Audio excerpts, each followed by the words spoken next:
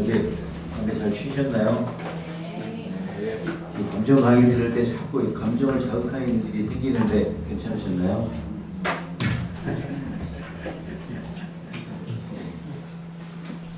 사실은 이 감정이 어떨 때는 감정이 없었으면 좋겠다 싶을 때도 좀 있죠. 그럼 좀 편하지 않을까. 사실 감정은 하나님 우리에게 주신 좋은 선물인데 죄 때문에 왜곡되고 또 죄 때문에 우리의 감정을 거스르게 만드는 일들이 자꾸 생기니까 그래서 감정이 참 쉽지 않죠. 그래서 내 안에 주요한 감정들이 뭔지를 여러분이 좀 점검하시는 것도 필요합니다. 나는 종종 자주 어떤 감정이 드는가. 분노가 많이 드는 사람들이 있죠. 뭐만 하면 건드리면 막 터질 것 같고 손대면 툭하고 터질 것 같은 근데 가까이 갈 수가 없는 거예요. 그래서 우리 안에 주요한 감정이 뭔지 어떤 사람은 슬픔이 많은 사람이 있죠. 그 사람 옆에 있으면 막 이렇게 침울해지고 우울해지고 어떤 사람은 두려움이 많은 사람이 있어요. 별거 아닌 것 같은데 뭐 벌벌 떨고 걱정하고 염려하고 이런 내 마음 안에 물론 다 있어요. 저희 안에는 이게 특별히 더 많다가 아닐 수도 있고 다 있는데 저는 제가 이렇게 제 감정을 살펴보면 제 안에 불안이 많은 사람이긴 한 것 같아요. 뭘 하려고 그러면 불안하고 그래서 신중해지는 거죠. 조심스러워하고 그래서 우리 안에 드는 주요한 감정이 뭔지를 좀 계속해서 점검해 보시고 좀 기록해 놓으시면 좋을 것 같아요. 오늘은 저희가 분노에 대해서 참 쉽지 않은 부분이죠. 제가 이렇게 AI한테 만들어줘 달라는 불을 확 따져갖고 분노의 중요한 특징이죠. 불같이 타오르는. 분노가 시작되면 제어가 안 되는 일들이 벌어지죠. 저도 제가 어제도 잠깐 나눴던 것처럼 저는 감정을 이렇게 눌러놓는 사람이다 보니까 분노가 올라오면 제어가 안 되는 거예요. 그래서 제가 분노를 참다가 뭐 장롱을 때리기도 하고 사람을 때릴 수는 없잖아요. 그 범죄니까. 그래서 제가 참다 할 수 있는 표현이 그래서 제가 한 번은 제 아내랑 너무 싸우고 이게 제어가 안 되는 거예요. 참다 그래서 방에 들어가서 장롱을 팍 때렸는데 아프더라고요. 새끼손가락이 부러졌습니다. 그래갖고 훈장처럼 제가 아직도 여기 자국이 있습니다. 그래서 여기다 핀을 이렇게 받고 정형외과 가서 제가 눈으로 봤어요. 이렇게 마취를 쓱 하더니 이렇게 핀을 집어넣더라고요. 쑥 들어서 이렇게 가시처럼 이렇게 나온 채로 한 달 정도 아물 때까지 제가 이걸 보면서 야 분노하지 말지. 사실 그래서 제 손가락이 이렇게 안 구부러집니다. 아직도 이쪽은 이렇게 구부러지는데 이쪽은 안 구부러집니다. 제가 분노함으로 잘못된 행동으로 얻은 결과. 분노는 우리의 삶 안에 이렇게 우리가 제어하지 못했을 때 좋지 않은 결과들을 만들기도 해요. 그래서 이 분노는 여기 써 있는 것처럼 근본적으로 내 안에 뭔가 고통이 있다는 걸 계속 신호를 주는 거예요. 그 고통이 뭔지를 찾으셔야 돼요. 제 분노의 고통은 뭐였냐면 아내랑 다툼을 하는데 제가 해결하지 못하는 거예요. 제 안에 정서 안에 오래도록 제 감정을 표현해내지도 못하는 그런 사람인 게 제가 너무 고통스러운 거죠. 아내랑 얘기하면 말로는 안 되잖아요. 보통 남자들이 아내랑 얘기했을 때 얘기해보면 다 내가 잘못한 것 같은 거예요. 근데 기분은 나쁜 거예요. 근데 해결할 방법이 없으니까 가서 빡 걸로 해결하다가 제 몸을 상하게 만든 거죠. 그래서 분노의 메시지는 뭐냐면 내 안에 뭔가 고통이 있는 거예요. 그 고통이 뭔지를 찾으셔야 돼요. 그 고통이 어린 시절 받았던 학대일 수도 있고 무시일 수도 있고. 그래서 내 안에 있는 근원적인 고통이 뭔가를 하나님 앞에 질문하고 찾아내시며, 사실은 어제 간증했던 그 FMS 받는 동안 제가 이렇게 팍 했다는 거, 그거의 근원적인 고통은 나중에 찾았는데 수치심이었어요. 제 안에 있는 수치.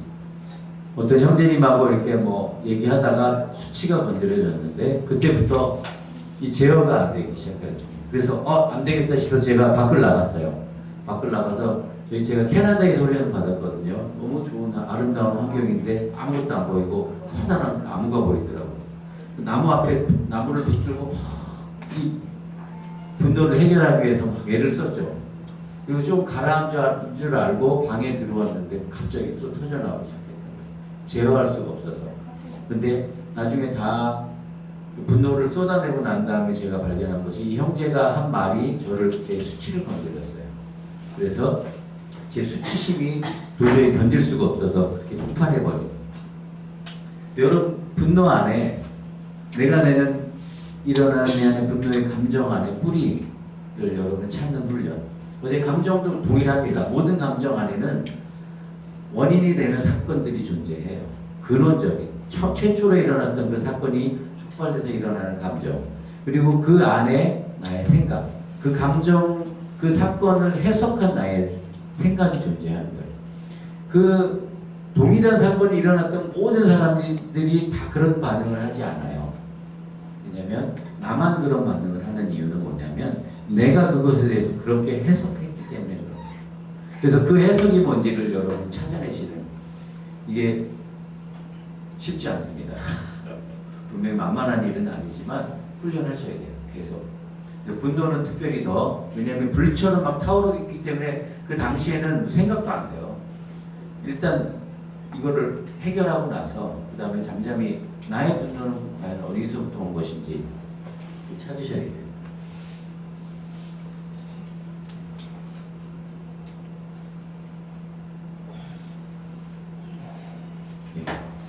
그래서 분노, 여러분 한번 읽어보실까요? 성경 말씀을 같이.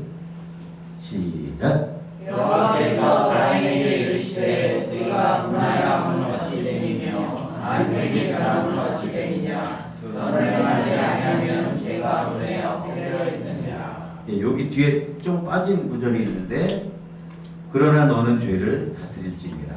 여기까지가 나와야 되는데 AI가 거기까지 못했네요. 하나님이 가인이 분노하고 있을 때 가인에게 질문을 던지세요. 너 왜 화났니? 그때 가인이 알아챘으면 좋았을 거예요. 알아채지 못했어요. 분노가 일어났을 때 우리가 첫 번째 해야 되는 것, 하나님이 우리에게 질문하시는 것, 너 왜 화났니? 질문하시는 게, 왜 질문하실까요? 분노가 난 원인이 있다는 거죠. 가인이 분노한 원인이 뭔가요? 가인이 분노한 원인은 그죠? 가인이 느끼기에 하나님이 가인을, 아벨을 편애한다는 생각이었겠죠. 그죠? 가인의 느낌인 거예요. 성경에는 보면, 그죠? 가인의 제사 제물과 가인을 안 받으셨고, 아벨의 제물과 아벨을 받으셨죠. 근데 가인이 자신의 잘못은 뭐 중요하지 않아요. 하나님이 아벨 편만 드는 것 같고, 그래서 가인 생각에는 하나님이 나는 안 좋아하고 아벨만 좋아하네, 편애하시네, 화가 난 거죠. 그래서 하나님이 근원적으로 가인의 마음 안에 질문하시는 거예요. 너 왜 화났니? 그러면 하나님 안 받으셨잖아요. 이렇게 얘기하면 되는 거예요.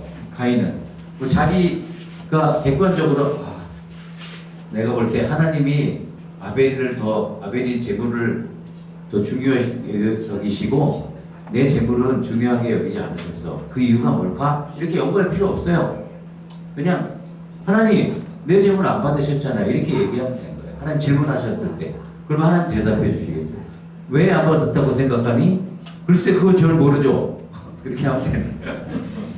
그러면 하나님과 대화하기 시작하고 하나님이 풀어주셨겠죠. 하나님이 왜 질문하셨을까요? 대답을 들으려고 질문하셨는데 가인은 그렇게 하지 않은 거죠. 그리고 또 얘기하시는 게 뭐냐면 그러나 너의 죄를 다스려야 된다. 그러니까 네가 분노하는 거 내가 이해하지만 분노 때문에 너 죄 지으면 안 된다 말씀하시는 거예요. 죄를 다스릴 수 있다라고 말씀하신 거죠. 하나님이 가인에게 하신 이 질문의 핵심은 뭐냐면 내가 너 지금 왜 분노하는지 질문하고 있는데 너 왜 분노하니? 그러나 분노의 어떤 결과로 네가 죄 지으면 안 돼. 죄에 너 다스릴 수 있어. 두 가지를 말씀하신 거거든요. 또 오늘 우리에게도 동일하게 질문하실 거예요. 우리가 분노할 때 왜 화났니? 그러면 저희 곰곰이 생각해보면 나는 왜 화가 났을까? 저 인간 때문에. 저 인간이 저렇게만 말 안 했으면. 그런가요? 예.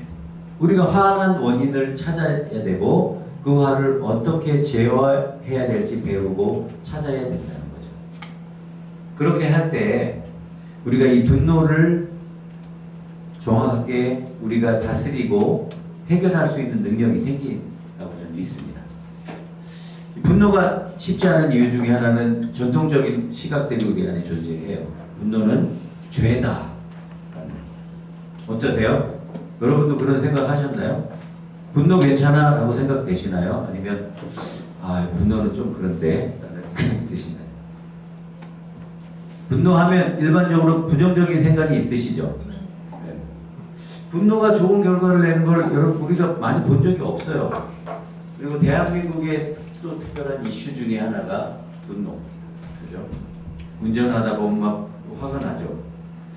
저 인간이 유튜브를 가끔 보다 보면 와 뛰어들고 막 브레이크 밟고 막 내려가고 막 유리창 깨고 물론 일부죠 사실은. 근데 저희가 그거 보면 와 대한민국이 이런가 싶은 마음이 들 정도예요. 저도 제가 이렇게 평온하다가 운전하다 보면 갑자기 이렇게 화가 올라올 때가 있어요. 치앙마이에 있으면 좀 덜하긴 한데. 그래서 이렇게 우리가 분노에 대한 일반적인 생각이 부정적인 경우들이 많아요. 실제로 4세기에서 7세기 학자들도 그렇게 얘기를 했어요. 분노는 치명적인 7가지 죄악 중에 하나고 교만 다음으로 위험한 죄다. 그러니까 분노가 잘 다스려지지 않았기 때문에 그런 것이겠죠. 그래서 화 자체가 문제다. 화를 내면 안 된다. 그래서 이런 신학이 있다 보니까 억압이 존재하는 거예요. 감정적인 억압을 계속하게 만드는 그런 결과들을 만들어내죠. 그래서 기독교의 성숙한 사람은 분노하지 않는다. 성숙한 사람은 우리가 성자의 얼굴을 보면 평안한 얼굴을 하고 절대 어떤 외부의 그 물리적인 어떤 힘이 와도 절대 분노하지 않아요. 이게 마치 성숙한 것처럼. 어쩌면 그 영향력들이 아직도 우리 안에 있을 수도 있다고 저는 생각해요. 그래서 이 분노하지 않아야지만 된다라고 하는 생각들. 그러나 현대 기독교의 상담의 시각은 그렇진 않아요. 분노 자체는 중립적인 감정이에요. 어제도 말씀드린 것처럼. 그래서 하나님이 주신 선물인 거예요. 우리 안에 고통을 없애는 방법이 뭐냐면 우리가 안에 분노가 올라오는 것을 통해서 내 안에 고통이 있구나를 우리가 인지하는 거예요. 그렇지 않으면 해결이 안 돼요. 이 알람이 없으면 내가 병이 났는지 모르잖아요. 그죠? 열이 나야지 내가 지금 몸에 이상이 있구나. 그리고 그 열이 병균하고 싸우는 과정 중인 거잖아요. 그런 것처럼 우리 안에 분노의 감정이 일어나는 거는 근원적인 고통하고 싸우고 있는 거예요. 그럼 그 병의 원인, 고통의 원인을 찾아내서 그것들을 해결하기 위해서 우리가 노력하면 이 근본적인 분노의 문제들이 해결이 되는 거죠. 이것을 하기 위해서 분노가 일어난다고 말하는 거죠. 그리고 또 하나는 뭐냐면 불의한 것을 보고 우리가 분노할 수밖에 없어요. 하나님도 분노하셨거든요. 인간의 죄에 대해서 분노하셨어요. 그래서 이 불의한 것에 대해서 우리가 분노하지 않으면 이 세상이 밝게 변하지 않아요. 기독교인이든 기독교인이 아니든 불의한 것을 보고 분노해야 돼요. 우리는. 그것은 하나님이 우리 안에 만들어 놓으신 의로운 감정인 거예요. 그래서 그것을 분노하고 일어나서 정당하게 그것들을 해결하고 바꿔 나가야지 이 세상이 하나님의 나라, 하나님이 아름답게 만들고자 했던 나라가 되어가는 거거든요. 그래서 분노는 도덕적으로 올바름을 찾아가는 굉장히 중요한 도구이기도 한 거예요. 그래서 분노 자체가 문제가 아니고 우리가 어떻게 반응하느냐, 그것이 중요한 것입니다. 그래서 분노는 중립적인 감정이다. 그래서 우리는 분노가 날 때 자꾸 이제 분노를 어떻게든 해결하려고 그래요. 그래서 분노가 나면 자리를 피하고 가라앉히고, 그리고 나서 문제를 좀 사람들하고 관계하고 대면하려고 하죠. 근데 요거는 뭐냐면, 이것도 나쁜 것은 아니에요. 왜냐면 분노는 잘못하면 화살처럼 상대방에게 꽂히기 때문에 그런 것들이 필요하지만, 자꾸 겉에 반짝고만 붙여놓고 약은 바르지 않는 것, 근원적인 문제를 해결하지 않는 걸 수 있어요. 그래서 우리가 해야 되는 건 뭐냐면, 분노가 일어나는 그 감정, 나는 왜 이럴 때 분노가 일어나는지, 분노의 패턴들이 분명히 존재할 거거든요. 그러면 그 분노의 패턴들을 잘 찾아서 근원적인 감정이 무엇인지를 찾아가는 것이 필요한 거예요.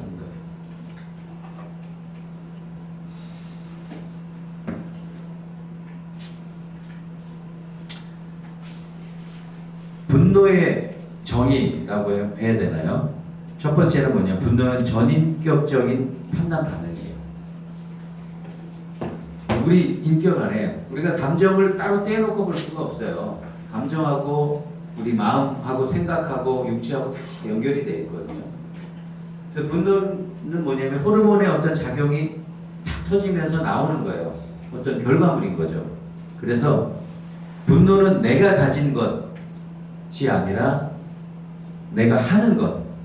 이게 뭐냐면, 분노를 내가 가지고 있다고 생각하잖아요. 그럼 고통스러워요. 생각해보세요. 내 안에 막 타고 있는 거예요. 그럼 우리가 어떻게 행동해요? 내가 분노가 내 안에 있다 그러면 빨리 던져버리고 싶은 거예요. 이게 여기 있으면 계속 내가 괴로우니까 어떻게든 던져버리는 거예요. 그래서 분노를 해결하기 위해서 어떤 사람은 쾌락에 빠지죠. 쾌락이 분노를 덮어버리는 거예요. 뭐 술을 마시겠다. 왜 모르겠다. 그리고 어떤 사람은 게임을 하기도 하고, 어떤 사람은 성적인 것을 찾아가기도 하고, 어떤 사람은 심하면 마약, 이런 걸로 그냥 다 죽여버리는 거예요. 그러면 감정 자체가 막 죽어가고 있는 거죠. 그래서 이 분노를 가지고 있다라는 생각이 들면 내가 어떻게 하냐면 던져버려요. 그래서 다른 사람한테 던져버리기도 해요. 그래서 분노가 막 나면 내가 왜 화가 났어? 너 때문이잖아. 네가 그렇게 얘기해서 왜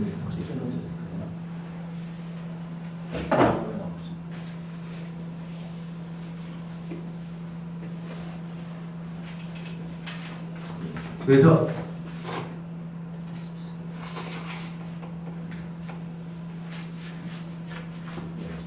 너 때문이잖아. 그러면서 던져버리는 거예요. 그러면 어떻게 내가 좀 편하죠. 네가 그렇게만 말을 안 했어도 내가 화가 안 났지. 그러면 어때요? 이 말 맞는 것 같으세요? 아니에요? 반만 맞아요?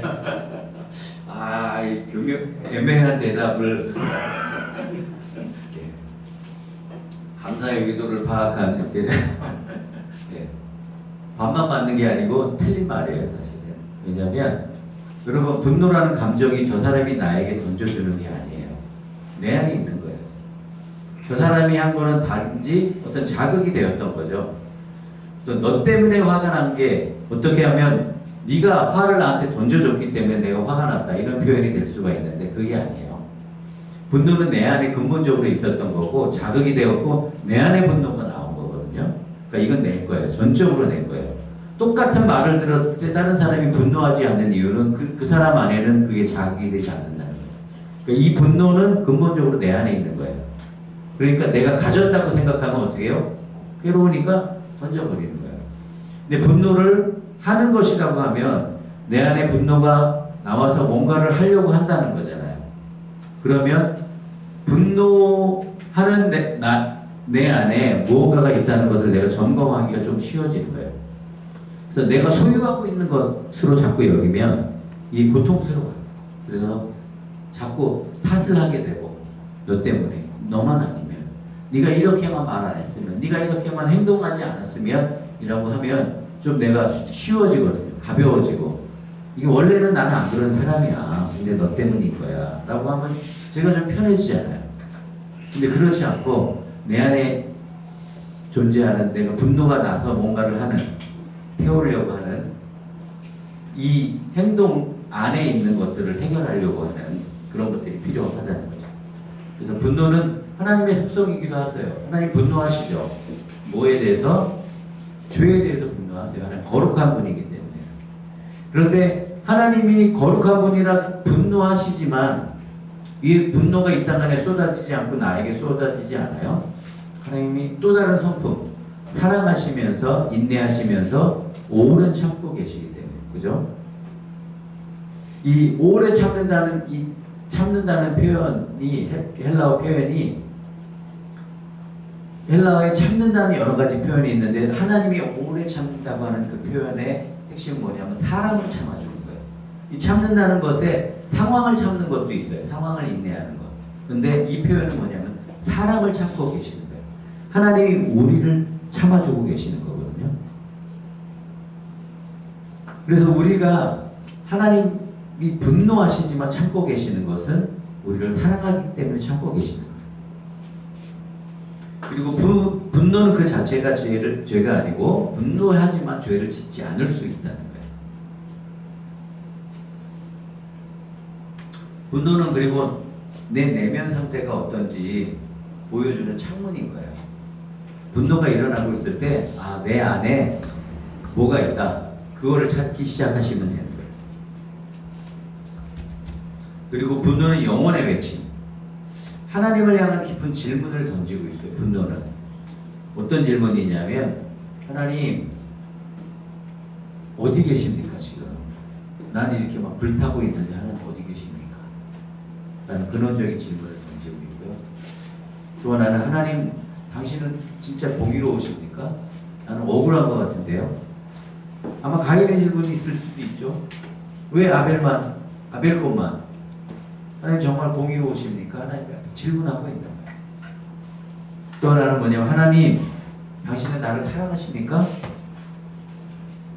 내가 사랑받지 않고 있는 것 같은데요? 라고 하는 질문을 던지고 있는 거예요.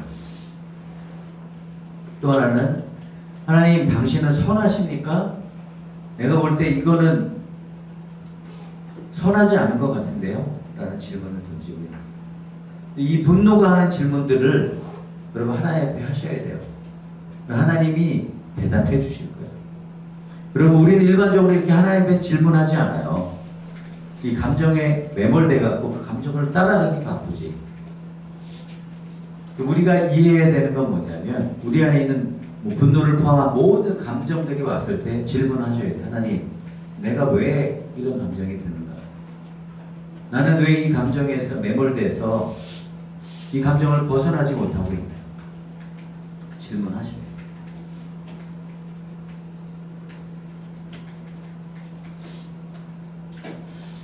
분노의 히브리어 아프라고 하는 단어, 제일 많이 쓰이는 단어인데, 이 뜻은 뭐냐면 코가 달아오르다. 히브리 사람은 이제 분노했을 때 막 코가 달아오는 것 같아 빨개지고 약간 이런 느낌을 분노라고 많이 표현했다 그러더라고요. 근데 이 단어가 사람에게 쓰인 표현들이 있어요. 이게 한 45회 정도 나오는데 그 중에 42회가 사람이 분노로 죄를 짓는 것, 분노 때문에 죄악에 빠지는 것, 이런 것으로 표현됐다고요. 그래서 실제로 분노가 사람에게 일어날 때는 사람이 분노를 다스리지 못하고 분노로 죄와 연결되는 경우들이 많다. 우리도 비슷할 수 있어요. 그래서 우리가 분노가 날 때 죄로 가지 않아야 되는 거죠. 그래서 이 분노의 감정을 점검하고 회복하고 하나님 앞에서 잘 연구하는 것들이 필요합니다. 뭐 뜨거운 열리기, 뭐 타오르는 것, 이런 표현들이 있고, 헬라어에는 오르게하고 티모스라는 단어가 있는데, 오르게는 이렇게 은근히 지속적으로 되는 분노. 근데 성경적으로 표현하면 이 분노는 통제 가능하다라는 표현도 있어요. 그래서 은근한 분노를 내가 통제하는 것. 그러나 티모스는 뭐냐? 불같이 타오르는 것, 화나는 것. 그래서 이 분노가 여러 가지 종류가 있어요. 은근히 나는 분노는 침묵하지만 사람을 싹 밀어내고 관계를 단절하고 이런 경우들이 많고, 이 타오르는 분노는 상처를 주기도 하죠.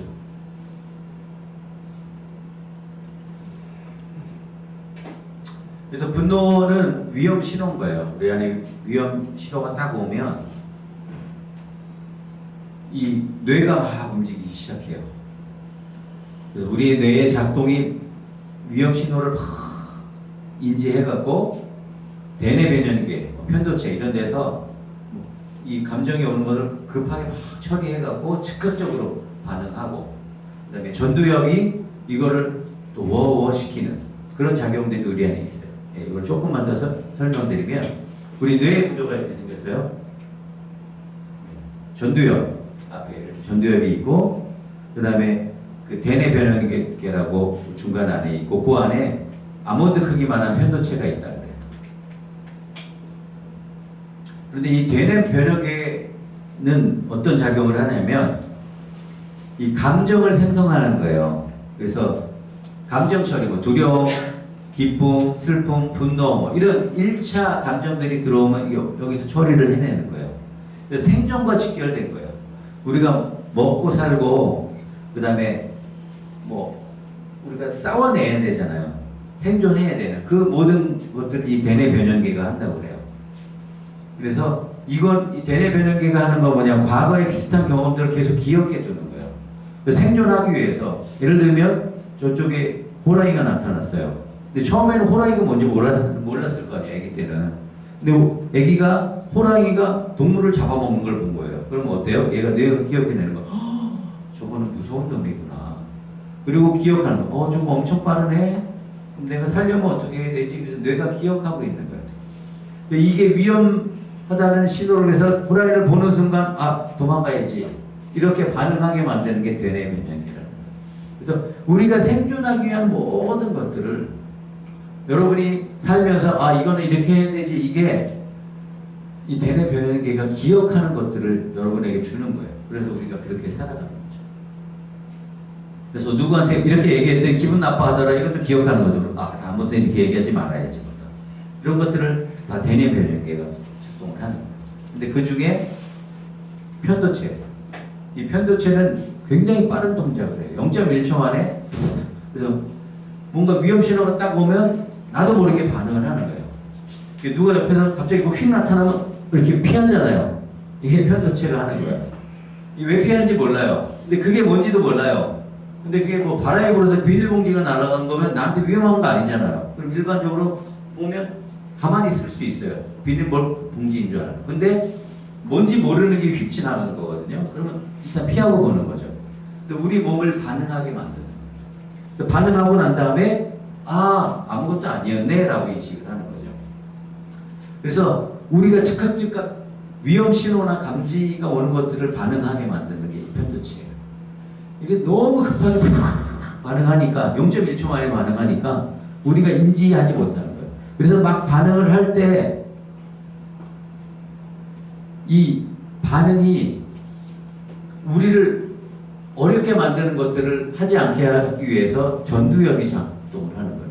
갑자기 위험하다 하면 난리 났다 그럴 때 전두엽이 잠깐 그거 진짜 위험한 거 맞아?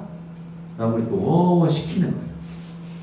그거를 하기 위해서 이렇게 뇌가 같이 움직이는 거예요. 그러지 않으면, 예를 들면 전두엽에 문제가 생기면 이제 어떻게 되겠어요? 모든 것이 막 불안하고 정신없고.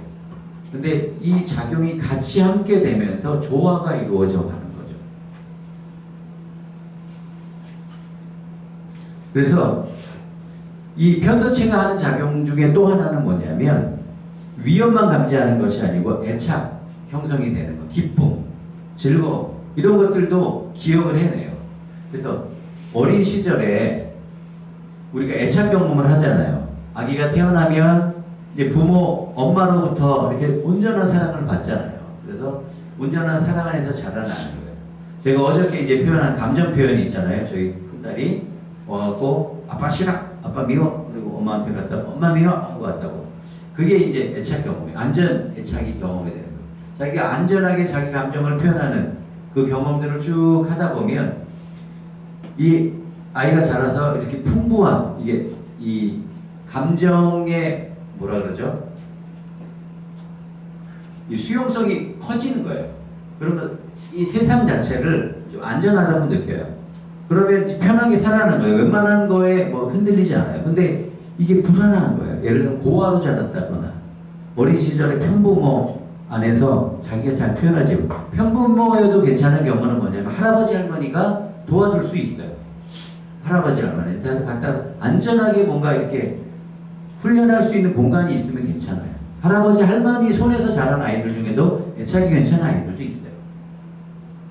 그래서 이렇게 안전하게 우리가 자라나면 괜찮은데 내가 표현할 수 없는 불안함 가운데 있으면 이게 수용성이 약한 거예요. 그러면 어때요?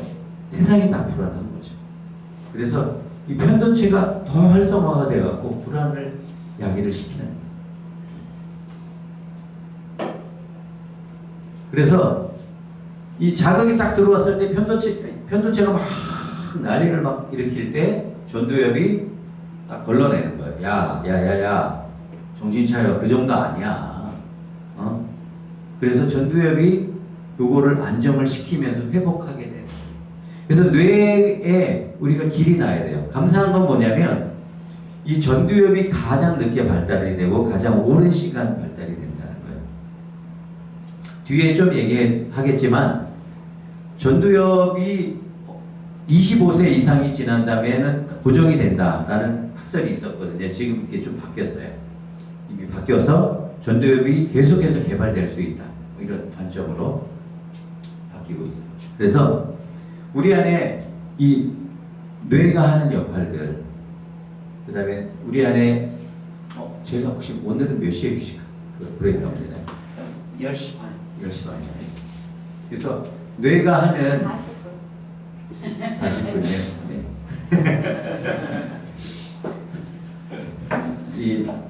이 뇌가 하는 역할들이 우리 안에 참 이게 하나님이 이렇게 신비롭게 만들어 놓으셨어요.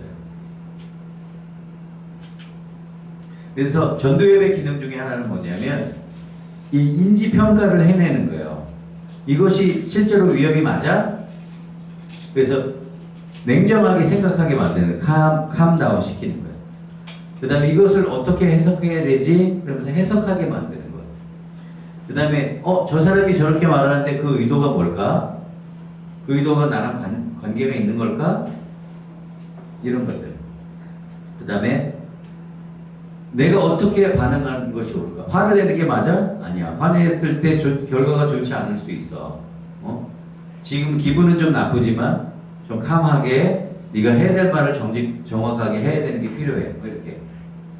우리의 감정이 날뛰지 않도록 이렇게 도와주는 역할들을 하게 되는 거예요. 일반적으로 분노는 뭐냐면 해석의 문제인 경우들이 많거든요. 그래서 그 해석을 전두엽이 하는 거예요. 예를 들면 어두운 골목길에서 갑자기 사람이 툭 튀어나와서 툭 치고 지나갔어요. 그러면 어떻게 해요? 일반적으로 두렵고 위협으로 느껴야겠죠. 근데 이렇게 지나가다가 윤호 간사님하고 저하고 어깨를 툭 부딪혔어요. 제가 위협으로 느낄까요? 아니에요. 그죠? 전혀 아닌 거죠. 그러면 어떻게 둘 다 죄송합니다 하고 웃고 지나가겠죠. 네. 그러면 똑같은 상황이에요. 아마 어두운 골목에 제가 윤호 간사님인지 모르고 부딪혔는데 제가 두려워했을 수 있어요. 그런 것처럼 상황이 같지만 우리가 어떻게 해석하느냐에 따라서 그 상황이 바뀌는 거예요. 어떤 사람이 나에게 뭔가를 얘기했을 때 기분 나쁜 이유는 뭐냐면 그것을 내가 어떻게 해석하느냐예요. 그 사람이 뭐라고 얘기했든 그게 내가 아닌 경우들이 많거든요.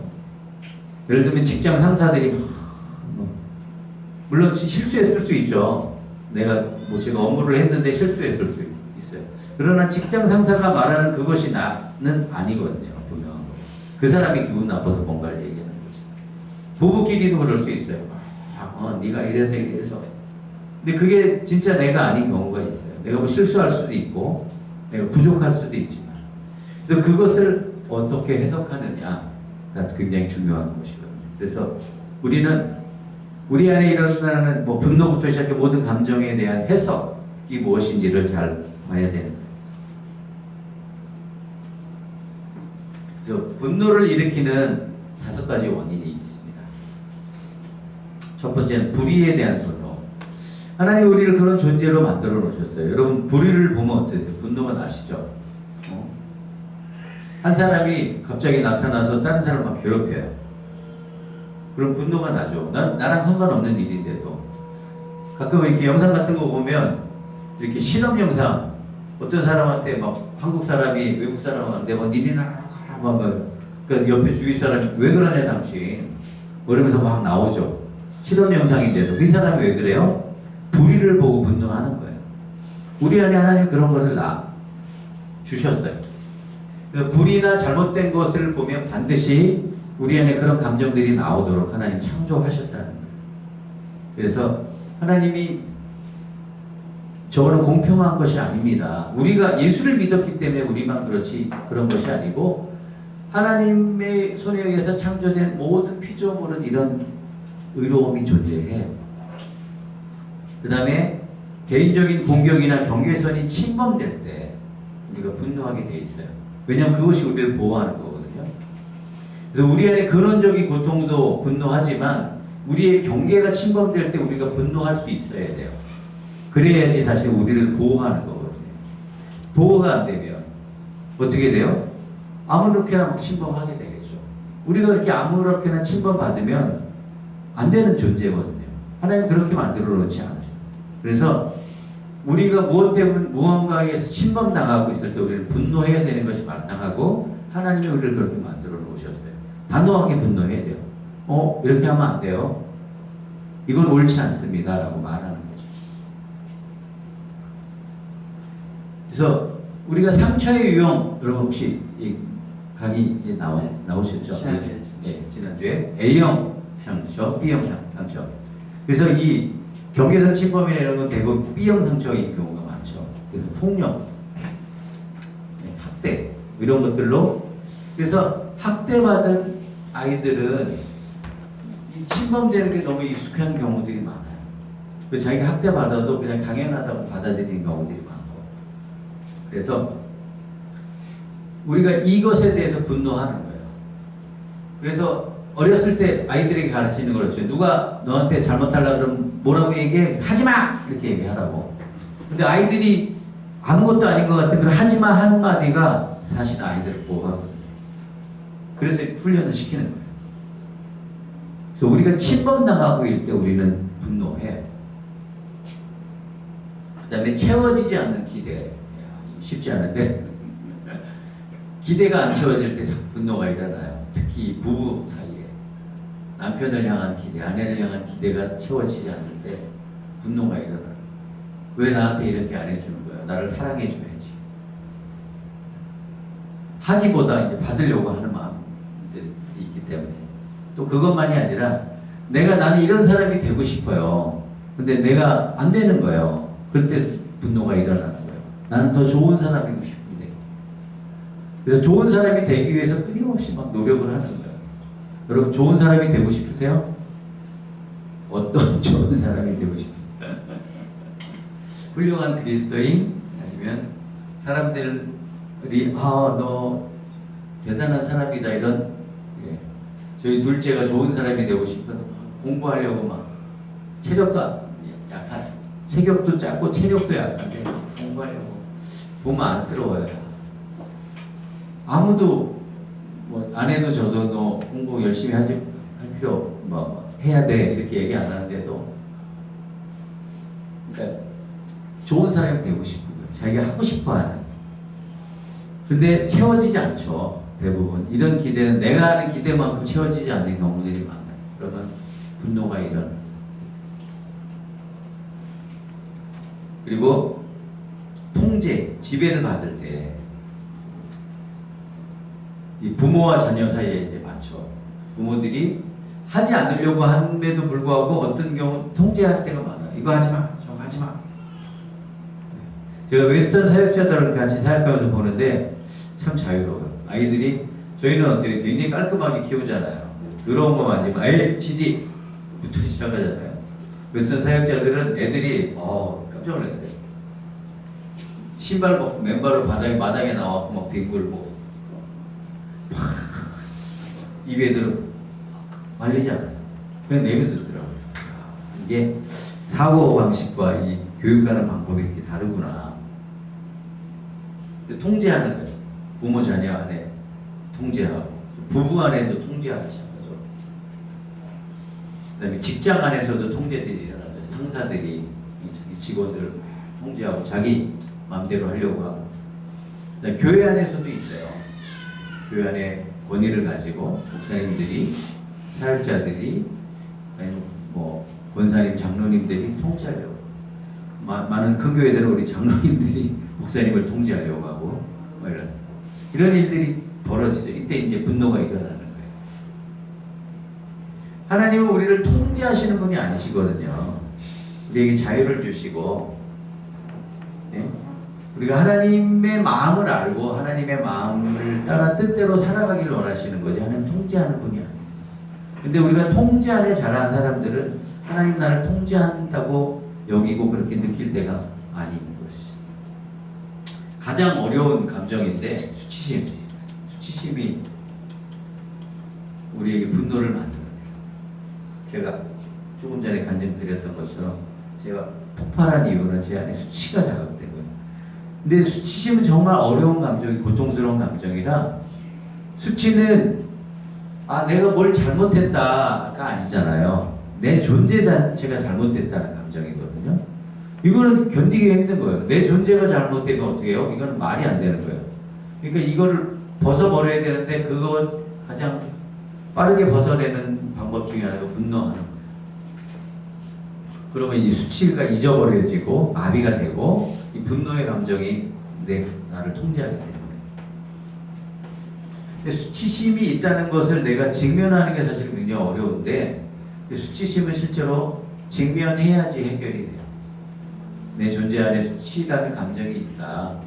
내가 이런 걸 수치로 여긴다라는 것을 직면해야지 사실 해결이 됩니다.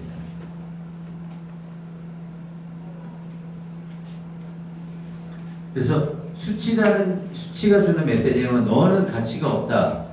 근데 이거를 해결하기 위해서 어떻게 해요? 아니다. 네가 가치 없기 때문에 내가 이렇게 느끼는 거다. 이렇게 던져버리는 거야. 그러니까 모든 감정을 해요. 내 안에서 일어나는 거기 때문에 나를 점검해야 되는데 자꾸 밖으로 던져버리잖아요. 그러면 좀 편해요.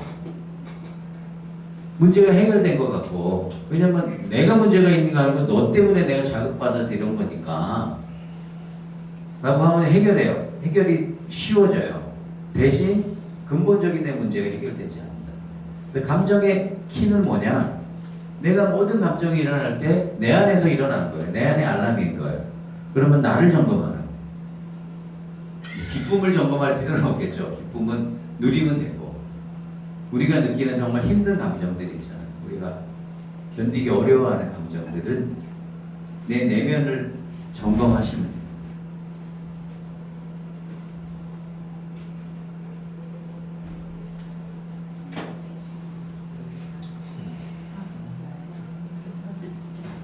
우리 안에 가치 보존을 하려고 하는 세 가지 자기 보존하려고 하는 것들이 있어요. 그래서 무시당할 때 우리가 느끼는 건 뭐냐? 우리의 가치가 무시당함을 느끼잖아요. 우리는 가치를 보존해야 돼요. 그래서 내 존재의 가치가 위협받는다는 느낌이 들을 때 우리는 분노의 감정이 나오는 거예요. 그러면 나를 스스로 보호해야 된다라고 여기고 내가 보호하는 방법을 찾아내야 되는 거예요. 그래서 아까 말한 것처럼 바운더리, 경계선을 친다든지, 내 가치가 무시받을 때 나는 그런 존재가 아니다 라는 걸 하나님 앞에서 확인한다든지, 이런 것들이 필요합니다. 근데 우리는 진짜 많이 우리의 가치가 흔들리는 삶을 살았어요. 어렸을 때부터 비교당하면서 살아고. 그럼 비교 한 번 안 당하고 사신 분 계세요? 어른이 돼서도 막 비교당하지. 야, 옆집 자식은 뭐 우리는 비교 안에 자라요. 그래서 내 가치가 자꾸 누군가와 비교되고 막 흔들리는. 그러니까 이걸 하나님 앞에서 내 가치가 어떤지 정립하지 않으면 우리는 계속 흔들릴 수밖에 없어요. 누군가의 말에. 내가 얼마나 존귀한 존재인지는 하나님 앞에서만 이게 새로워지는 거예요. 그래서 하나님이 나를 사랑하신다고 여기고 너를 지어놓고 신명막측하게 여긴다라는 것을 우리가 계속 확인하고 내가 그런 존재인 것을 확인하지 않으면 우리는 쉽게 우리의 가치를 가볍게 여길 수밖에 없어요. 여러분 그런 분이십니다. 여러분 모두가 잊지 마세요. 누가 뭐라고 해도 거짓말입니다. 비교 당할 필요가 없고. 그러니까 뭐 항상 하는 얘기지만 세계에서 가장 비싼 게 뭐예요? 가장 비싼 물건은 희소성이 있는 거잖아요. 희소성.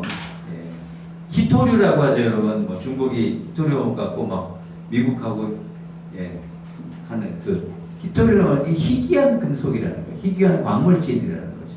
그래서 비싸거든요. 희소성 하나밖에 없는 작품 만들었는데 더 이상 만들 수가 없어요. 그것이 비싼 거예요. 여러분 하나님이 여러분을 진짜 전 세계 그 지금 60억인가요? 하여튼 70억인가요? 인구 최근에 통계를 모르는데 그 인구 중에 여러분은 하나밖에 없거든요.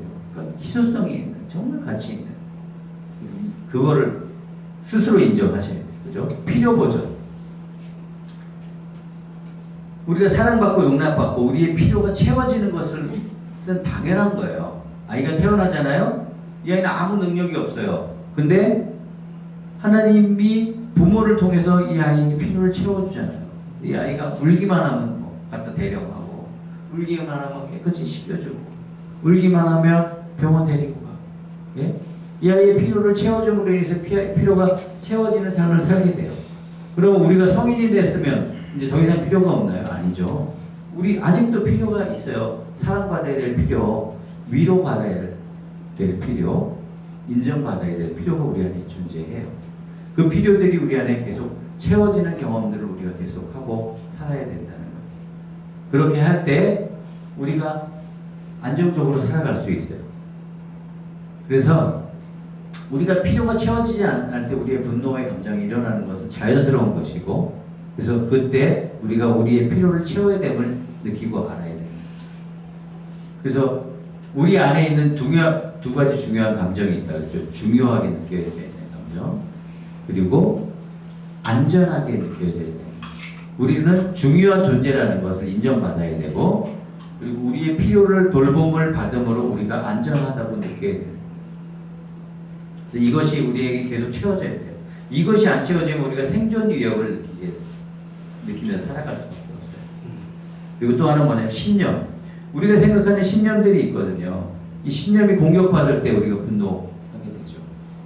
그래서 우리가 가진 신념들을 우리가 잘 보존하고 지켜나가야 돼요. 여러분 어떤 신념이 있으세요? 다양한 신념이 있으시겠죠. 우리가 가진 주님의 말씀이 반드시 전해져야 된다는 신념 그리고 나는 복의 근원이라는 신념 내가 어디 식당 가면 그 뒤로 사람들이 꽉꽉 찬다는 신념 뭐 이런 그래서 우리가 가진 신념들이 하나님 앞에서 완전하게 이루어지는 삶을 살아야 되는데 그것이 공격받으면 분노가 일어날 수 있어요. 그래서 우리가 스스로 자기를 보존하는 것을 위해서 분노를 할 수 있게 된다.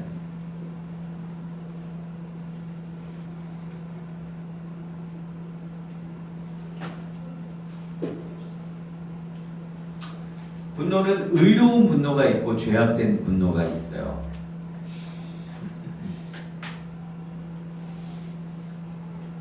의로운 분노는 뭐냐면 실제 죄에 대한 분노고요. 죄를 보면 우리가 막 화가 나야 되는 거예요. 내가 죄 짓는 모습을 보면서 내가 화가 날 수가 있어요. 와, 나는 이런 죄도 못 이겨내? 이겨내야지. 이러면서 그건 어떻게, 그러면 어떻게 해요? 나를 어떻게 바꾸겠어요? 죄를 벗어날 수 있도록 도와주겠죠. 사람들이 죄 짓고 있는 상황들을 보면서 분노가 난다면 그 죄를 해결하기 위해서 뭔가를 하겠죠. 복음을 전한다든가 주님이 이렇게 살도록 내버려 두지 않으셨어요 라고 말한다. 뭔가 죄에서 벗어날 수 있도록 돕는다든가. 이거는 내 취향이 아닌 거죠. 하나님의 뜻이 이루어지도록 하는 것이겠죠. 근데 죄악되는 분노는 반대로 뭐냐면 내 개인의 취향하고 선호가 침해받았을 때 분노하는 거예요. 이게 죄랑 상관없이 누군가 나에게 뭔가를 불편함을 만들었을 때 그냥 분노하는 거예요. 그 다음에 의로운 분노는 뭐냐면 하나님의 나라를 지향하는 거예요. 하나님의 나라가 온전히 세워지도록. 그리고 죄악된 분노는 내 왕국, 내 권리. 예, 뭐 요거는 조금 이따 조금만 더 자세하게 설명드릴게요. 그 다음에 의로운 분노는 예수님이 그 죄악된 상황들을 보시고 슬퍼하셨던 것처럼 슬픔이 따라와요. 그 다음에 죄악된 분노는 슬픔 없이 그냥 적대감만 일어난다. 그 다음에 의로운 분노는 통제되지만 정제된 이 분노가 나오는 거예요. 그 다음에 회복과 화해의 결과를 내기 위해서 애를 써요. 근데 죄악된 분노는 어때요? 통제 불가능하고 보복하는 거예요. 여러분 이 미디어라 그러죠. 영화 뭐 이런 데 보면 어때요? 회복과 화해로 분노를 쓰나요? 대부분 그죠? 피해 복수와 결과 이거를 통쾌한 그런 거 보면 막 통쾌한 마음이 저도 가끔 들어요. 야 저런 악은 반드시 절해야지. 근데 하나님이 하시는 의로운 분노는 뭐냐면 화해케 하는 거예요. 근본적으로 이들을 돌이키기 위한 분노인 거지 멸망시키기 위한 분노는 아니라는 거예요. 하나님이 죄에 대한 분노도 결국에는 모든 죄는 멸망하겠지만 하나님이 분노하시는 이유는 뭐냐면 돌이키게 하는 거예요. 이스라엘 백성들이 계속 범죄했지만 하나님 그들을 향하여 돌이키라고 말씀하시고 결국 그들을 돌이키는데 하나님 분노를 사용하셨다.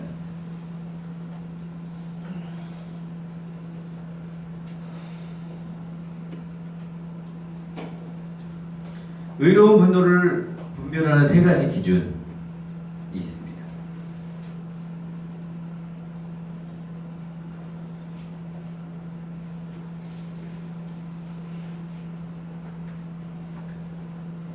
내가 무엇에 반응하는가?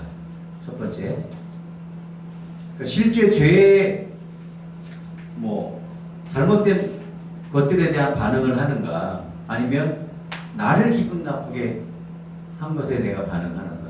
여러분 요것들이 점검이 필요하겠죠. 네가 하는 행동이 내가 볼 때는 이거는 죄악된 것 같아. 그래서 내가 화가 나. 이 건가?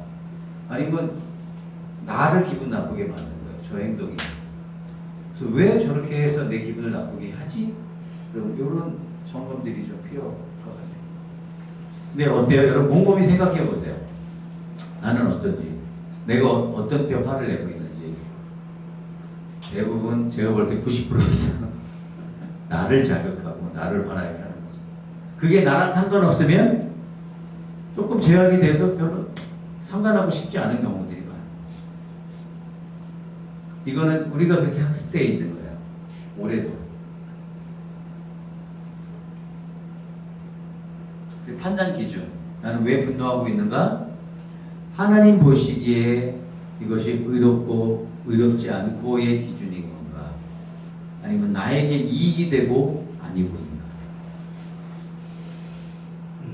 어떤 경우는 나에게 이익이 된다면 좀 묵인하고 넘어갈 수 있는가? 여러분 이게 점검이 필요한 거죠. 하나님의 기준이면 나에게 불이익이 돼도 내가 이걸 선택할 수 있는가? 고민되는 일이고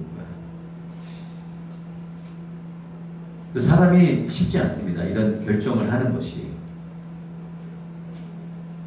그 다음에 이 분노의 최종 목적이 무엇인가? 하나님의 나라가 세워지고 하나님의 의로움이 세워지기 위해서 손해를 감수하더라도 이거를 하는 것인가? 아니면 내가 내가 인정받고 내가 의롭고 내가 이 위치에서 위치를 잃으면 안 되고 하는 건가? 아니면 내 얼굴이나 내 체면이 깎이면 안 되기 때문에 하는 것인가? 그래서 나의 유익을 위한 것인지 하나님의 유익을 위한 것인지. 근데 사실은 어떤 때는 분별이 어려울 수 있어요. 헷갈려요.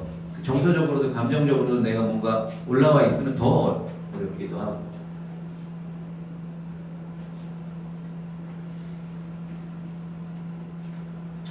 왜 우리가 이런 걸 점검해야 되냐 하면 분노가 일어날 때 우리는 일반적으로 내 분노는 정당하다고 느껴요. 대부분의 사람들이 그래요. 내가 분노하는 거는 다 이유가 있는 거야. 이유 없이 분노하는 것이 아니야 라고 정당하다고 느끼기 때문에 그래서 사람들은 내 분노는 의롭다라고 여겨요. 일반적으로. 그러면 의롭다고 여기기 때문에 내가 분노의 당위성이 존재하는 거죠.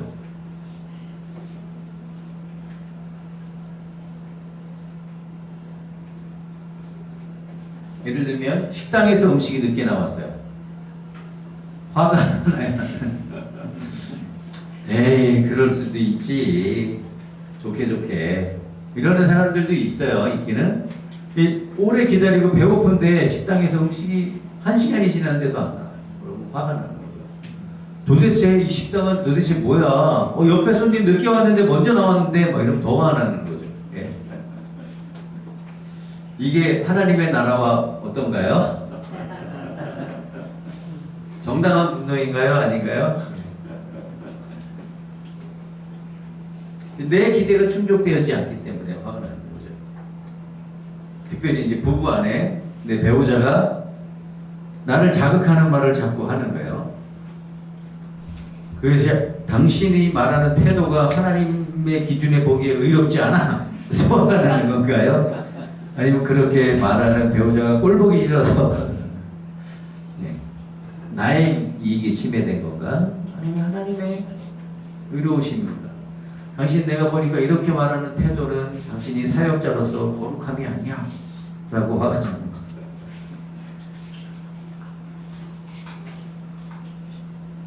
내 선호의 침해가 된 것인지 아니면 정말 하나님이 침해가 된 것인지 여러분 점검하는 것이 필요합니다. 우리의 개인의 취향의 침해를 우리가 헷갈릴 수가 있어요.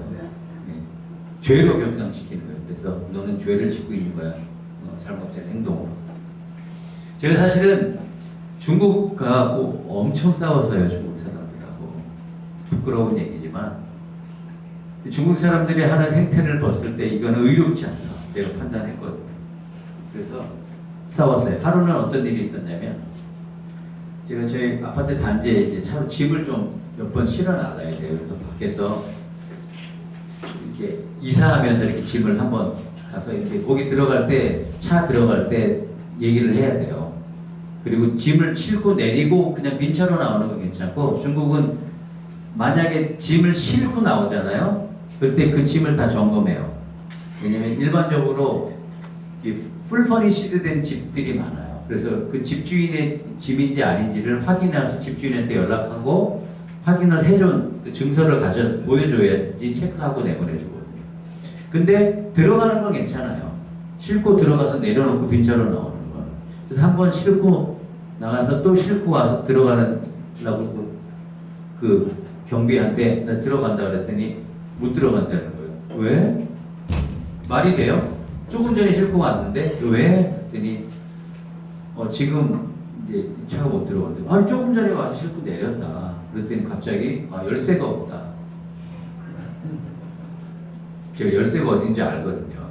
어디다 숨겼는지 창문 이렇게 열고 놓고 이렇게 창문 닫는. 그래서 제가 화가 나는 거예요. 내가 열쇠 어딘지 찾아줄까? 정색을 하고 그랬더니 쓱 눈치 보더니 열어주더라고요. 이거 더 화가 나는 거예요. 화를 참으면서. 그리고 나서 한 번은 또 이렇게 주유소를 갔는데 주유소 제가 입구를 못 찾은 거예요. 이렇게 돌다가 출구로 제가 들어갔어요. 하고 기름을 넣으려고 그랬더니 주유소 직원이 그러는 거예요. 기름 못 넣어주냐고. 왜 그러냐. 너 거꾸로 들어왔기 때문에 기도를 못해. 야, 중국 사람이 나한테 제 이런 마음이 올라온 거죠. 그러지 말고 좀 어쩌라, 미안하다. 다음번에 제대로 들어올게. 내가 출구 못 찾아갖고 입구 못 찾아갖고 들어온 거다. 그냥 안 된다. 화가 나요. 야, 어차피 섰는데 나갔다 다시 들어올까? 그래서 막 신나게 싸웠어요. 막 화가 나갖고 원성을 높이면서. 그랬더니 집사람 뒤에서 하나님의 음성이 집사람의 입을 보였어요. 들리는 거예요. 여보, 그만 싸워. 아니, 저 억울하잖아요. 내가 뭐 잘못한 것도 아니고, 뭐, 야, 이거는 뭐, 잘못한 건 이제 거꾸로 들어온 거. 와, 이거 갖고 뭐 이렇게 한다고? 그랬더니 집사람이, 여보, 그만 싸워. 당신 선교사야. 그때 당신은 그 선교사란 말이 더 화나게 만드는 거예요. 야, 수치를 막 자극하고 선교사인데 화내고 있다고 저렇게 비난하는 거야? 와, 너무 화가 나왔고 뭐 어떻게 됐든 기름을 넣고 집에 돌아왔어요. 이 화가 가라앉지 않고 화 또 뒤에 들려오는 너는 선교사야? 일주일 동안 제 머리에서 사라지지 않아요. 하나님 저한테 말씀하신 게 사실은 너의 화내고 있음에 정당함이 있느냐라는 질문을 던지신 것 같아요. 계속 선교사야. 그때 이렇게 살면 안 되겠다. 어떻게 살아야지? 그래서 제가 그 경비가 있는 거기를 지나다닐 때 갑자기 제 보니까 여기 요구르트가 하나 있더라고요. 경비한테 하나를 줬어요. 안 받는다네. 그 지나가다 사과가 하나 있는데 사과를 줬어요. 계속 지나다닐 때마다 뭘 주기 시작했어요. 그래도 경비가 태도가 바뀌는 거예요. 제가 뭔가 이 경비하고 싸우려고 하는 이 태도가 아닌 제 태도를 바꿔가는 기 시작했다. 어느 날 실제로 어떤 일이 있었냐면 제가 물건을 세탁기인지 뭔가를 하나 판매를 한 거예요. 그래서 그 사람이 가지러 와갖고 싣고 이 사람이 나가야 되는데 시간이 보니까 저희 둘째가 유치원 갔다 오는 시간인 거예요. 빨리 가서 내리면 바로 받아야 되거든요. 근데 깜빡한 거예요. 그 집주인하고 이렇게 해갖고 이거 집주인 물건이 아니다는 그 표를 받는 거. 순간 당황이 된 거야. 어떡하지? 그래서 그 경비한테 야 이거 어떡하냐? 나 이거 표 받아야 되는데 깜빡했다. 그랬더니 이 경비가 어떻게 한 줄 아세요? 빨리 가. 이 사람 내보내주더라고요. 제가 깨달았어요. 이 분노가 문제를 해결하지 않았구나. 하나님이 제 안에 분노를 처리하시면서 관계를 회복하시는 것을 제가 경험을 했어요. 하나님 제 안에 있는 제 기준. 매일 막 이 불의하다고 생각하고 근데 그 불의가 사실은 제가 느꼈던 건 제가 침해당한 거예요. 당한 것을 제가 불의라고 느끼고 제가 분노했다. 모든 게 다 그래요. 문 안 열어준 거 제가 불편한 거잖아요. 그게 이 사람이 거짓말하고 이런 것 때문에 제가 그런 것이 아니었어요. 그냥 이 사람이 나를 불편하게 했다는 것이 분노한 거고 기름 넣는데 다시 나갔다 오라 그러면 미안 나갔다 올게. 그리고 나갔다 들어오면 해결될 문제인데 제가 한번 나갔다 오기가 싫은 거죠. 그러면 제가 이렇게 나가서 한 바퀴 돌고 오면 그거 하기 싫어서 제가 분노하고 있습니다.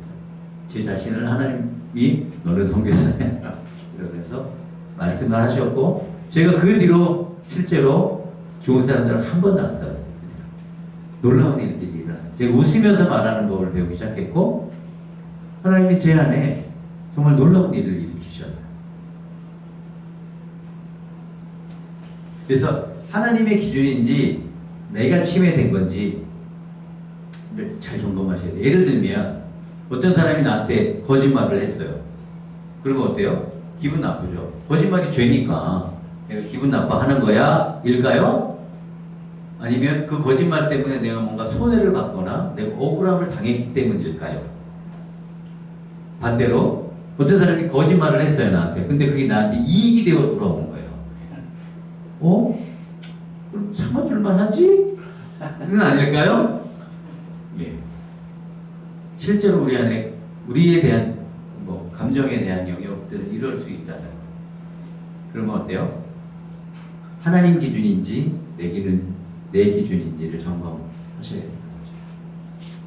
그래서 하나님 앞에서 사실 우리의 감정은 계속 점검되어져야 돼요. 그래서 하나님의 기준으로 자꾸 가기 시작할 때 내 감정이 정상적으로 건강하게 발휘가 될 수 있게 되는 것이죠. 아까도 말씀드렸다시피 아프라고 하는 히브리 원어죄는 사람이 썼을 때 89%가 죄와 관계되었다고 했죠. 그래서 나의 편안함, 나의 명예, 나의 유익이 침해가 될 때 우리가 분노하고 그것이 어쩌면 잘못하면 또 죄랑 연결될 수도 있다는 거예요.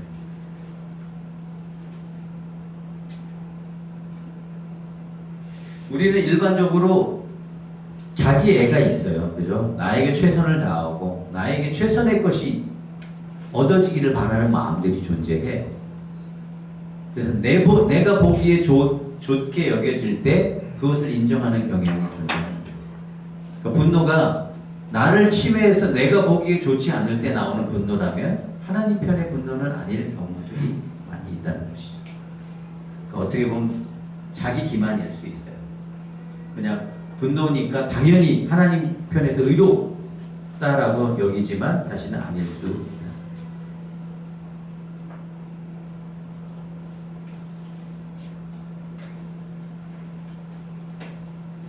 분노의 6가지 유형이 있습니다. 과민함, 짜증. 우리 안에 이런 짜증들이 있죠. 작은 자극에도 막 짜증이 나는 거예요. 불쾌감이 있고 날이 더우면 더 그렇죠. 이제 좀 있으면 이제 점점 더워질 텐데 작년 이맘때 제가 여기 왔을 때 너무 더웠던 기억이 있거든요. 근데 올해 진짜 너무 시원한 것 같아요. 아직까지. 이제 시작이에요. 저 말을 듣는데 갑자기 확 부담이. 작년에 기억이 확 올라. 끝날 때까지 끝난 게 아니야. 뭐 이런 약간 그런 느낌. 예. 불쾌감이 오라는 더 더울 때 뭐 짜증이 나고 이런 것이 우리의 감정이거든요. 그래서 시작은 뭐냐면 과민하고 짜증 나고 이런 것들.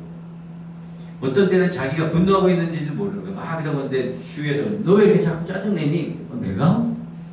짜증이 났는데 짜증이 난지도 모르는 게 짜증을 내고 있는 그런 상황일 수도 있어요. 그 다음에 이제 논쟁, 다툼. 옳고 그름을 따지는 거예요. 여러분 이런 분들이 있죠. 너 말을 이렇게 했는데 저희 둘째가 한 번은 사실은 굉장히 관계가 어려웠던 적이 있는데 저희 둘째는 한국 학교를 다녔어요. 유치원 때까지는 중국 유치원을 다녔다가 초등학교 1학년부터 1학년, 2학년을 한국 학교를 다녔어요. 저희 집에서도 한국말을 쓰고. 근데 치앙마이 가고 난 다음에 발견한 것은 뭐냐면 거기 있는 아이들 중에 한국어가 서툰 아이들이 되게 많아요. 다 외국계 학교에서 유학을 하고 공부를 했기 때문에. 그래서 이 둘째 친구 언니가 뭐라고 얘기를 했는데 틀린 말을 한 거예요.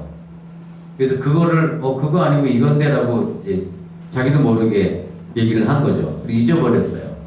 어느 순간부터 이 언니가 아주 싸나운 눈으로 저희 둘째를 쳐다보기 시작하고 말을 했는데 대꾸도 하지 않기 시작하는 거예요.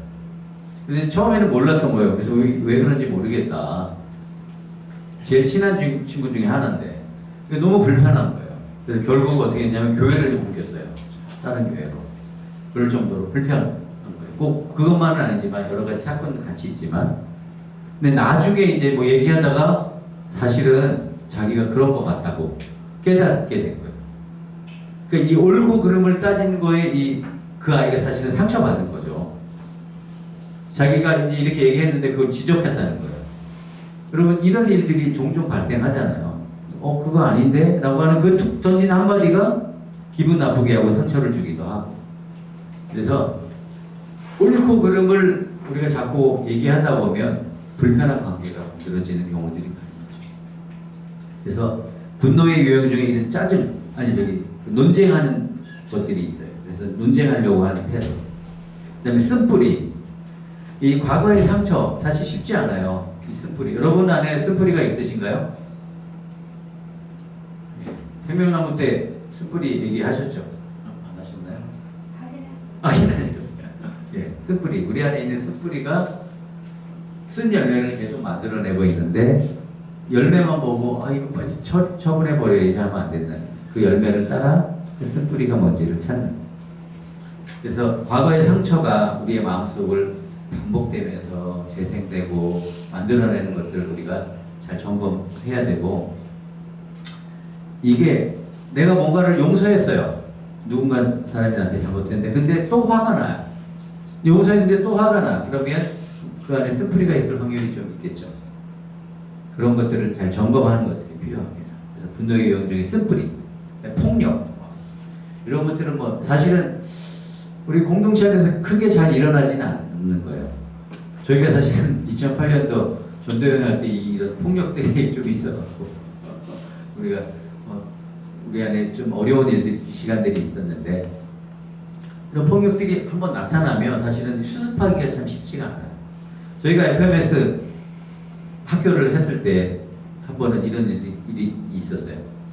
저희가 차 타고 막 나왔어요. 근데 저희 통역하는 자매한테 간사 하나가 전화를 하는 거예요. 큰일 났다, 큰일 났다. 그래서 왜? 어떤 애가 막 책상 의자를 막 내려치고 때려부시고 막 싸움이 났다는 거예요. 그래서 옆에 듣고 있는데 막 긴장되잖아요. 그랬더니 이 통역하는 친구가 중국어로 뭐라고 했냐면 나 따올러매. 이게 뭐냐면 칼 들었어 안 들었어? 그래. 제가 그 얘기를 듣고 깜짝 놀라는 거예요. 나 안 들었다 그러는 거야. 아 그럼 내비두고 잘 처리해라. 예? 그 정도는 아무것도 아닌 거예요. 왜냐면 중국 사람들이, 제가 실제로 또 경험한 얘기인데, 저희 큰아이를 데리고 어디를 가고 있어요. 큰아이를 친구 집에 데려다 주러 갔나? 하여튼 뭐 이렇게 나오고 있었어요. 저희 아파트 단지가 바로 옆에 한국국제학교가 있고, 거기 사거리가 있는데 사거리에서 뭔가 이렇게 다툼이 일어나는 거예요.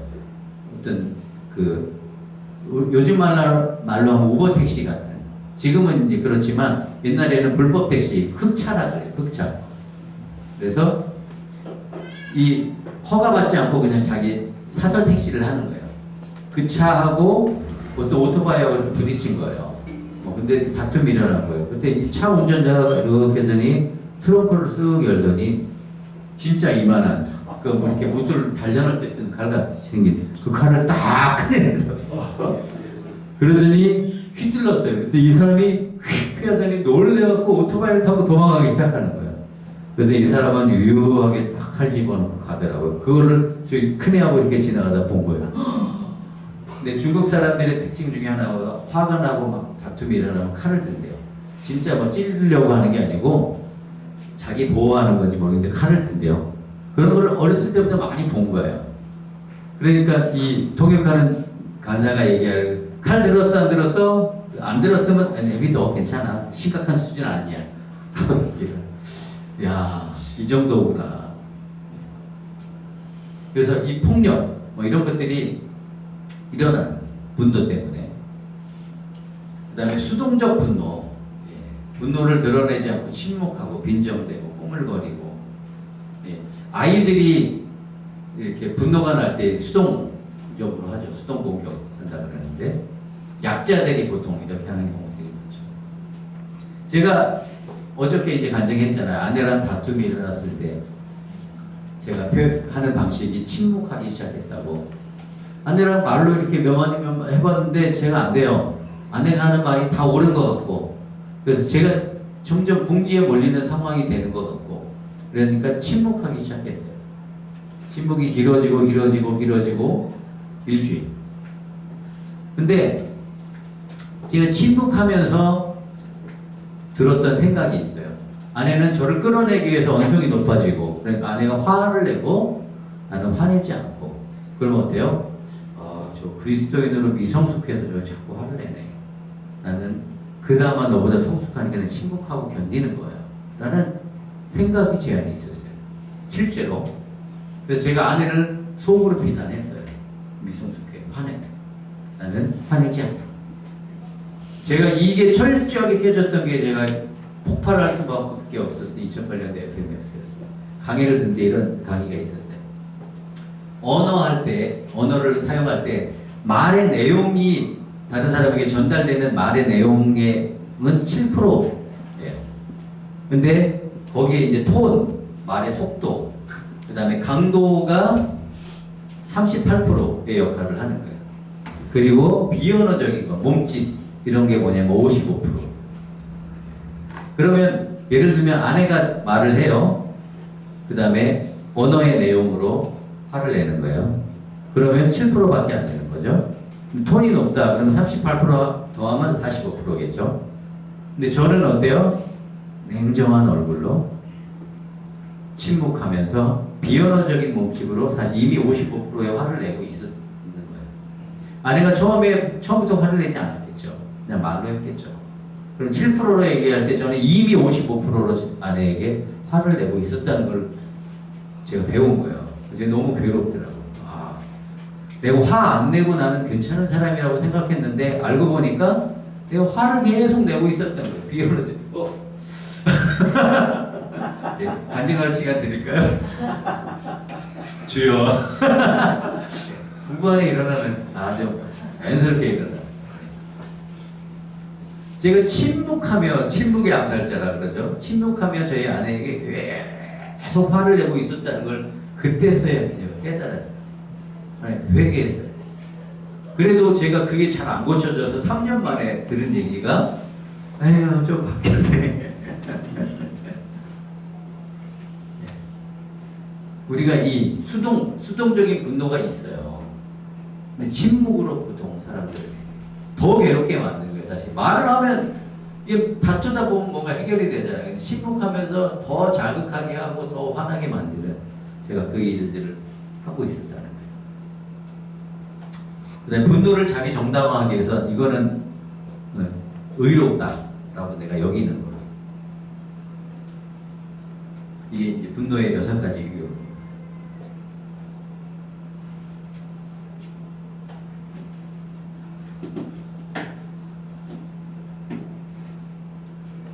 우리가 분노가 눈에 보이는 현상에 자꾸 집중할 수밖에 없는 게 굉장히 분노는 자극적이고 크기 때문에 우리가 느끼는 감정이 크기 때문에 그 현상에 집중할 수밖에 없어요.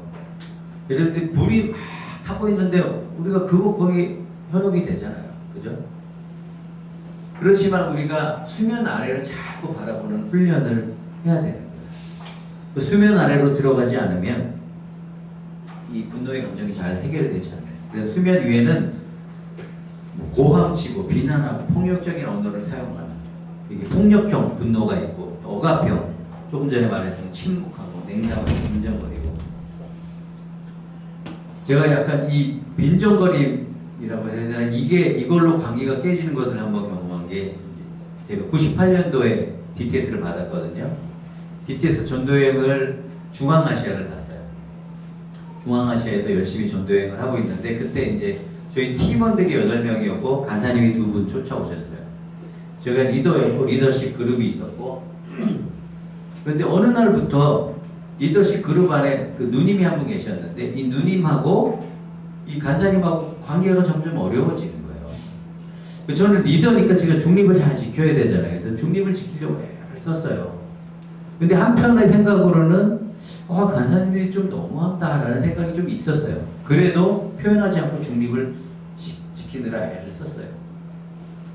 근데 어느 날 제가 봐도 좀 심하다는 생각이 드는 게 이 자매 우리 리더십하고 간사님하고 이렇게 뭐 얘기를 하다가 그 자매 리더십한테 간사님들이 2분이 뭐라고 얘기했냐면 저희 말을 안 들으면 비행기 태워서 한국으로 돌려보낼 수 있다. 이렇게까지 표현을 하더라고요.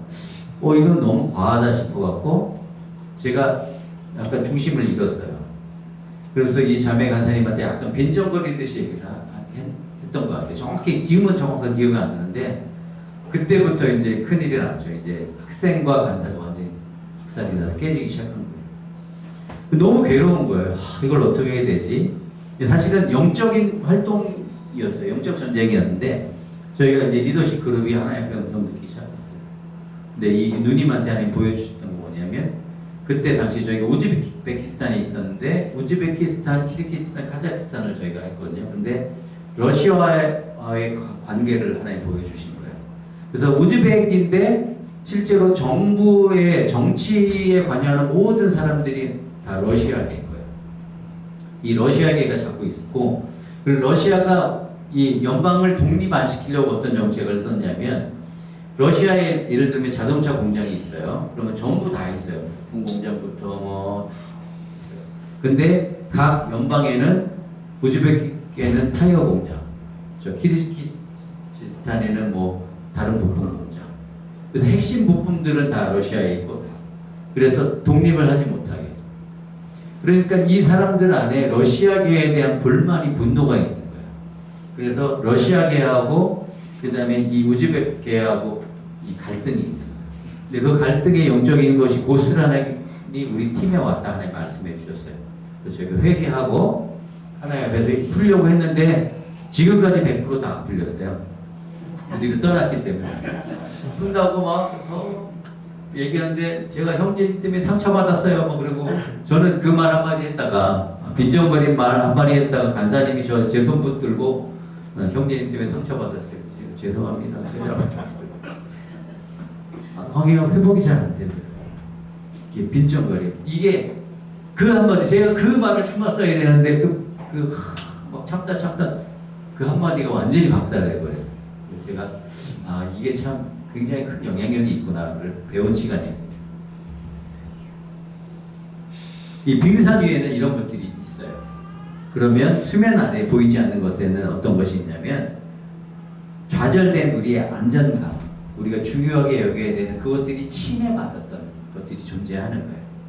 그래서 사랑받고 싶은데 제대로 사랑받지 못한 경험들, 어린 시절일 수도 있고 성장에 있을 수도 있고 나는 정당하게 했는데 그런 대우를 받지 못했을 수도 있고 그 다음에 수치심, 두려움 이런 것들이 자극되었을 수 있어요. 어린 시절부터 받았던 그 다음에 마음의 우상, 하나님 대신 내 마음을 지배하려고 하는 것, 내가 하나님보다 더 중요하게 여기고 가치 있게 여기는 것들이 있어요. 다 괜찮은데 요것만은 하나님이 관여 안 했으면 좋겠는. 저희가 이제 하나님의 음성 듣는 훈련을 하잖아요. 그러면 일반적으로 하나님의 음성을 들으면 여러분 뭘 말씀하시나요? 줘라 그러시죠. 첫 하나님의 음성을 들었을 때 하나님이 줘라 그러시더라고요. 근데 그때는 그것이 너무 감격스러워서 줬어요. 근데 자꾸 주다 보니까 어느 순간부터 제가 중요하게 여기는 것들이 있잖아요. 제가 이제 군대 제대하고 나서 제 기타를 하나 사야 되겠다 그래서 알바를 열심히 하고 100만 원을 벌어갖고 기타를 샀어요. 테일러 기타. 그때 테일러 기타가 뭔지 몰랐어요. 그냥 남원에 세종악기라고 유명한 데가 있는데 지금 이름이 바뀌었지. 아세요? 거기 가서 장로님한테 장로님 제가 100만 원인데 뭐 사면 좋을까요? 그때 세 개를 보여주셨어요. 하나는 테일러, 하나는 마틴, 하나는 길드라고 하는 기타였어요. 그때는 아무것도 모를 때였는데 지금 이제 제가 아는 좀 메이저 브랜드 기타였던 거예요. 근데 들어봤는데 테일러 소리가 제일 마음에 들어서 샀어요. 전도회 제가 DTS 갔는데 그걸 들고 갔죠. 전도회도 가야 되고. 근데 어느 순간 제가 하나님의 음성을 들어야 되는데 음성이 듣기 싫은 거예요. 분명히 들으면 이걸 주라고 할 것 같은데 어느 순간 한 일주일 정도 제가 하나님의 음성을 안 듣기 시작한 거예요. 제 안에 이게 하나님보다 더 중요하게 여겨지는 제 마음, 제 안에 우상같이. 그래서 제가 우리 간사님을 찾아갔어요. 간사님 저 괴로워요. 왜? 여차 이렇습니다. 낄낄 웃으시더니 야 하나님 너 좋은 거 있으면 다 뺏어가는 하나님이냐? 근데 네가 써도 돼. 근데 그 말이 저를 자유케 하고 그때부터 음성을 듣기 시작하더라고요. 근데 하나님이 주라고 안 하시더라고요. 근데 결국은 수년이 지나서 말씀하시더라고요. 줘라. 그래서 줬어요. 저희 청년의 그 청년 리더가 기타가 없다 그래갖고 하나님 주라고 해서 줬습니다. 예. 내 마음의 우상처럼 여기는 하나님 관여 안 했습니다. 이런 것들이 있어요. 그걸 내려놔야 돼요. 그죠? 그 다음에 채워지지 않는 기대 이런 것들이 우리를 분노하게 만들고 그 다음에 상처 뭐 이런 것들이죠. A형, B형 상처들. 그런데 더 깊은 데가 있어요. 뿌리 깊은 거. 내가 내 마음의 우상 하나님으로부터 독립하려는 마음이 있어요. 하나님 없이 내가 하나님이 되고 싶어하는 영역들이 있어요. 점검하기 쉽지 않습니다. 아니라고 우리는 굉장히 보호 본능을 가지고 이건 아니다라고 해요. 근데 정말 깊이 묵상하셔야 돼 하나님 앞에. 이게 정말 내가 이 상황에서 이 관계 안에 내가 하나님 되려고 하는 건가? 내가 이 영역 안에 나에 대해서 하나님 앞에 내어드리지 않고 내가 하나님이 되려고 하는 건가?